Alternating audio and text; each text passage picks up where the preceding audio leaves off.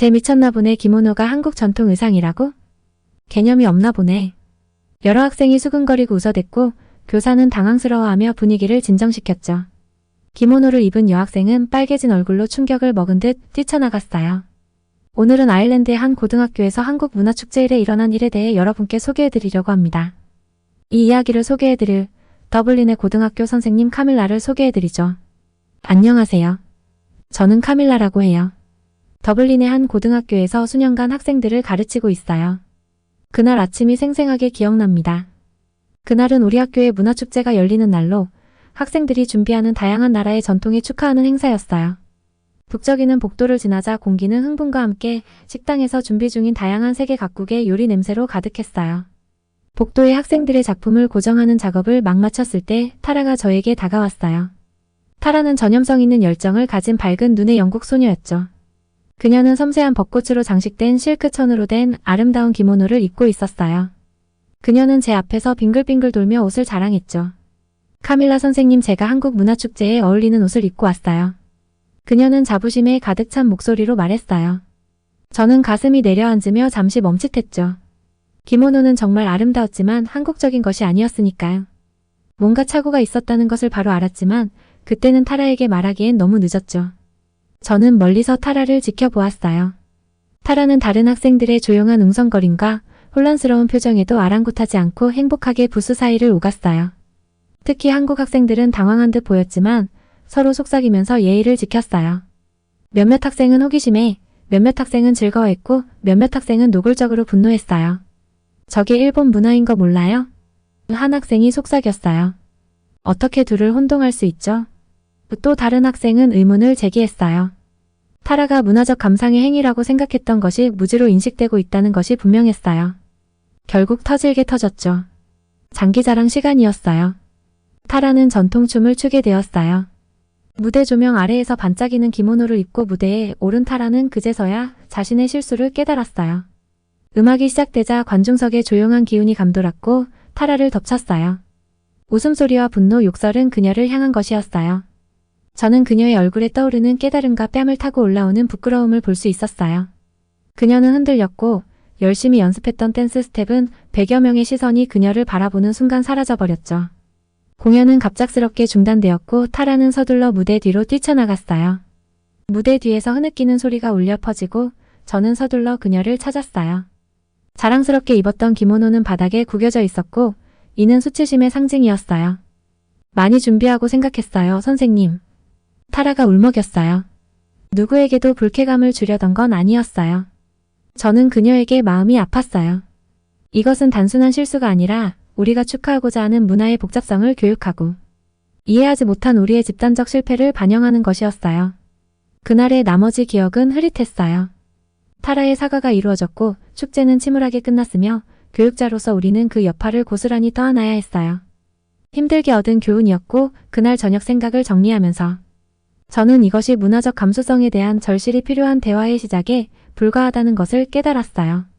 다음 날은 평소 학교의 활기찬 에너지와는 극명한 대조를 이루는 무거운 침묵이 감돌았어요. 복도를 걷는 동안 축제 장식은 전날의 행사로 인해 색이 바랜 채로 우리를 조롱하는 것 같았어요. 저는 아침 일찍 다른 선생님들과 교장 선생님과 함께 이번 사태에 대해 논의하기 위해 회의를 가졌어요. 우리는 교무실에 둘러앉아 침울한 표정으로 각자 문화축제가 어떻게 문화불감증에 대한 교훈으로 변질되었는지 각자의 생각과 씨름했어요. 오설리반 교장 선생님이 목을 가다듬고 말씀하셨죠. 우리는 교육하고 지도하기 위해 여기 있지만 어제 우리도 배울 것이 많다는 것을 알게 되었어요. 라고 그는 안정된 목소리로 말했지만 후회 섞인 목소리로 시작했어요. 타라 사건은 불행한 일이었지만 문화적 뉘앙스에 대한 이해의 격차에 대해 눈을 뜨게 해주었어요.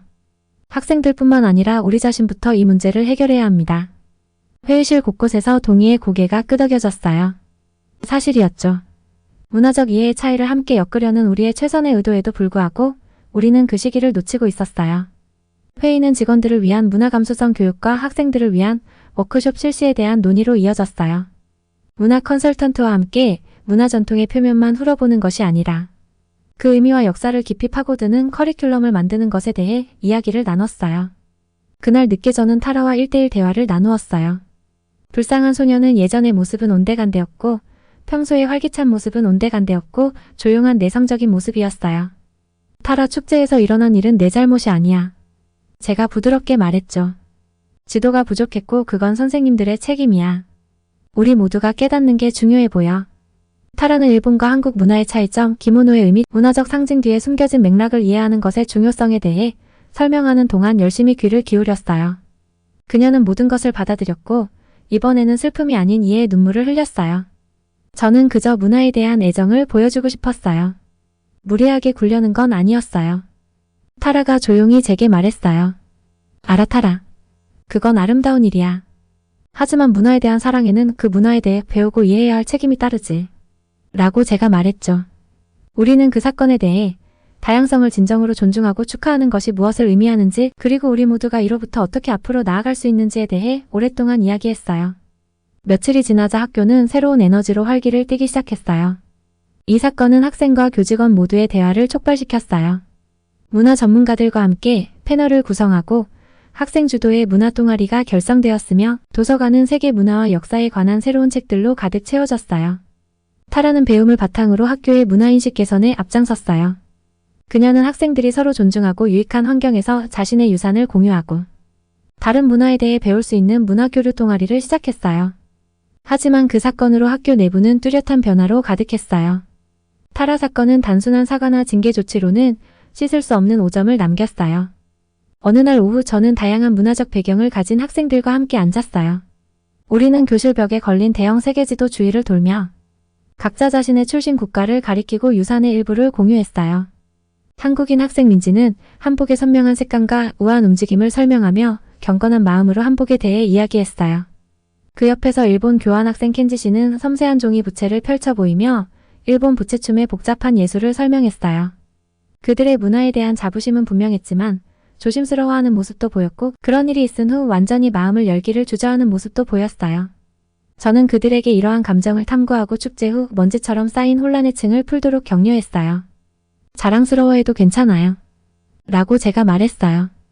여러분의 문화를 보호하는 것은 괜찮아요. 하지만 때때로 우리의 자부심이 우리의 공감에 그림자를 들이올 수 있다는 것을 이해하고 배우는데 열린 자세를 갖도록 합시다. 제 말에 무게가 느껴진 듯 교실은 잠시 정적이 흘렀어요. 저는 학생들의 이해했다는 표정을 볼 수 있었어요.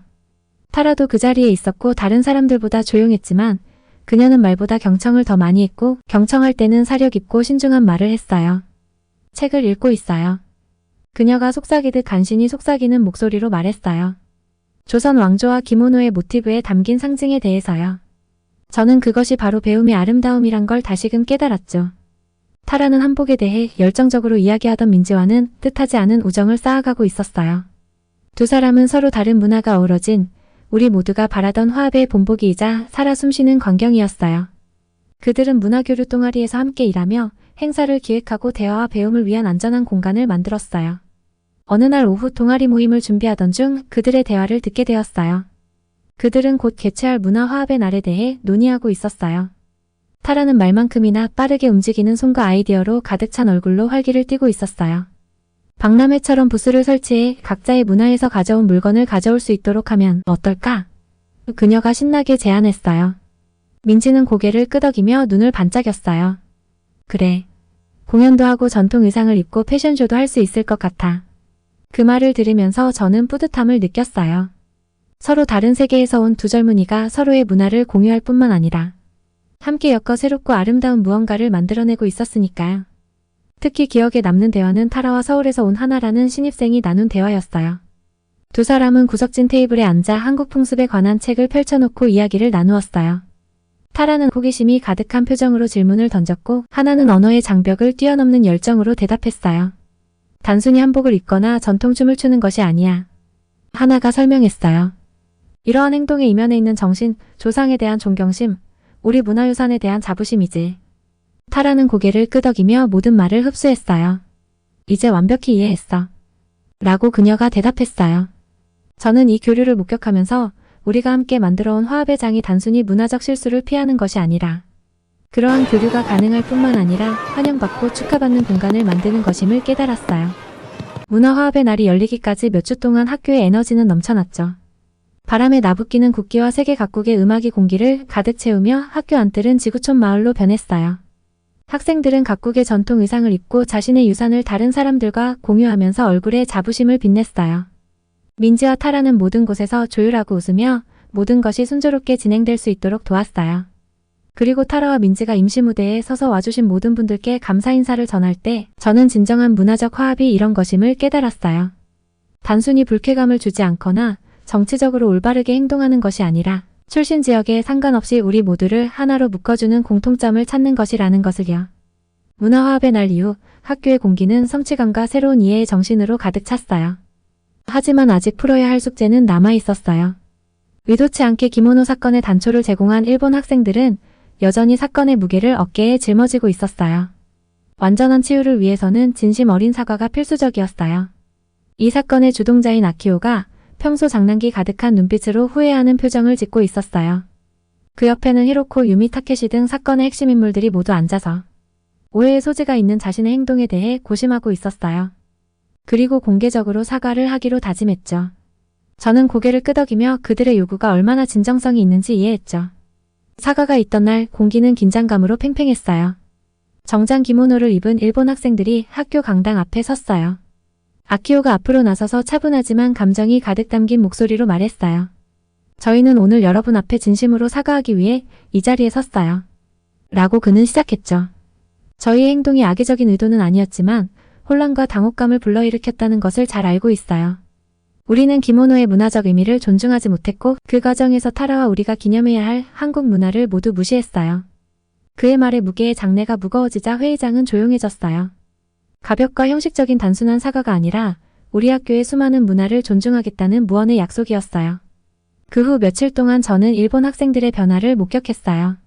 학생들은 더 사려 깊어지고 문화적 토론에 더 많이 참여했어요. 그리고 타라 역시 이 경험을 통해 성장했어요. 그녀는 아키오와 그의 친구들과 긴밀히 협력하여 학교 내 다양한 문화, 집단 간의 격차를 해소하는 데 도움을 주었어요. 실수는 피할 수 없는 것이지만 성장의 기회이기도 하다는 것을 가슴 아프게 상기시켜 주었죠. 학교 교내는 이제 졸업이 임박하고 겨울방학에 대한 기대감으로 북적거리고 있었어요. 익숙한 연말의 혼란 속에서도 학생들 사이에는 성숙하고 사려 깊은 분위기가 감돌았어요. 이는 1년간의 문화적 감수성 여정의 정점인 깨달음의 자수 행사에서 가장 잘 드러났어요. 이 행사는 각 학생들이 1년 동안 습득한 지식과 이해를 축하하기 위해 기획되었어요. 천의 수를 놓는 것이 아니라 새로운 관점과 지혜의 실로 마음과 정신의 수를 놓는 행사였어요. 각 학생들은 한 해 동안의 문화 탐험을 통해 얻은 개인적인 깨달음을 담은 미술 작품, 글, 공연 등을 출품하도록 격려받았어요. 학교 미술실은 학생들의 다양한 생각만큼이나 다채로운 작품들로 가득 차 활기찬 분위기가 되었어요. 언제나 선구자였던 타라는 혼란에서 이해로 나아가는 여정을 담은 혼합 캠퍼스를 만들었어요. 색과 재료의 아름다운 혼돈이 돋보이는 작품으로 각 파트는 학습의 각기 다른 단계를 나타내며 모두 자수실로 복잡하게 연결되어 우리 문화가 서로 연결되어 있음을 상징했죠. 민지는 한국 전통 부채를 제작하고 그 위에 문화적 다양성의 아름다움과 서로 다름을 포용하는 데서 오는 힘에 대한 강렬한 시를 썼어요. 다양한 배경을 가지고 있지만 우리 모두는 화합과 이해의 불씨를 지필 수 있는 능력을 가지고 있다는 그녀의 신념이 담긴 작품이었어요. 아키오는 학교 내 문화교류의 순간을 포착한 사진 시리즈를 선보였어요. 그의 컬렉션은 공감과 열린 마음의 영향에 대한 시각적 소설로 깨달음은 종종 다른 사람의 경험을 통해 온다는 사실을 상기시켜 주었죠. 깨달음의 자수 행사는 학생들의 경험, 성장과 이해에 대한 집단적 상징이 되었어요.